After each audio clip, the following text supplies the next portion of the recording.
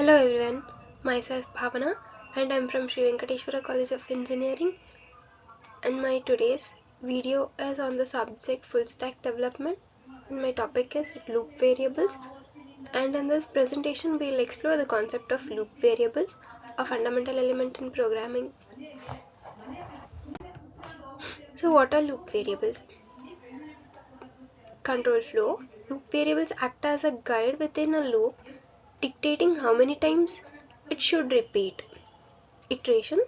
They track progress through each repetition of a loop, allowing for customized actions. Dynamic behavior. Loop variables make your code adaptive by allowing you to modify actions based on the current iteration. How to declare a variable? How to declare a loop variable? Variable type, variable name, and syntax.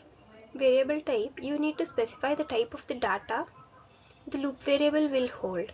This could be integers, strings, or the other data.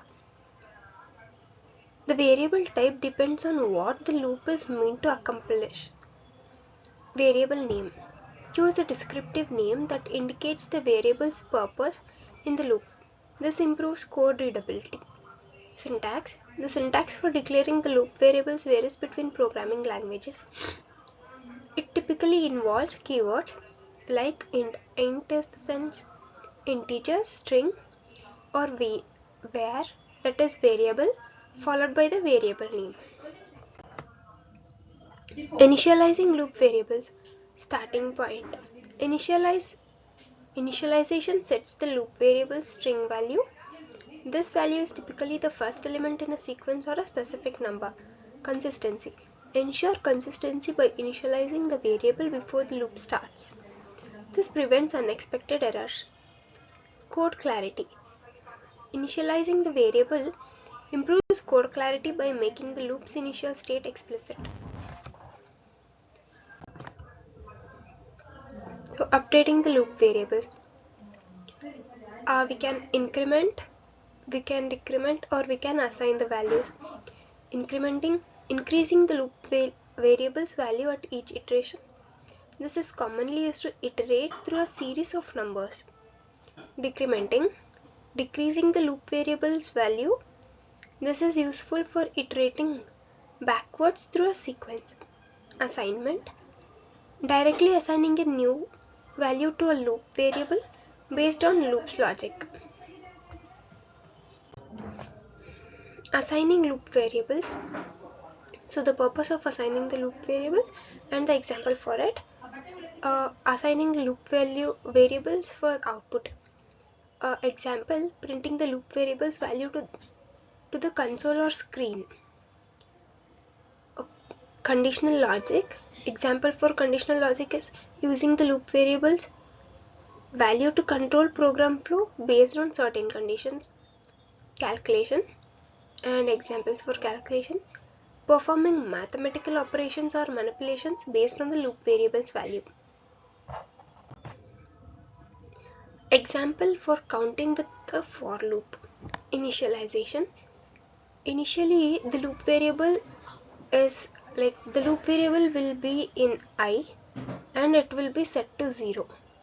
This is the starting point for the count, and the condition is the loop continues as long as I is less than 5.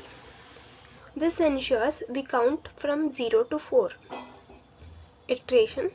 After each iteration, the value of I is increased by 1, ensuring we count up to 5. So in the iteration, the value of I will be increasing, but we will be ensured that our count will be up to 5. Output.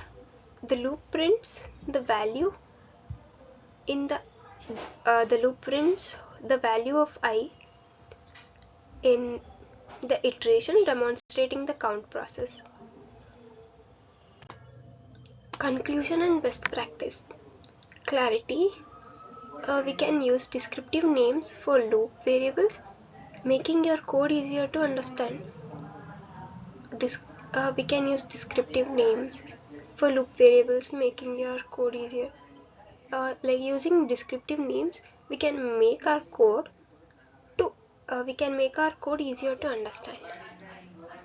Error prevention. Avoiding infinite loops by ensuring the loop condition eventually become false. Efficiency. Optimize your code by using the most appropriate loop type for the task at hand. Practice.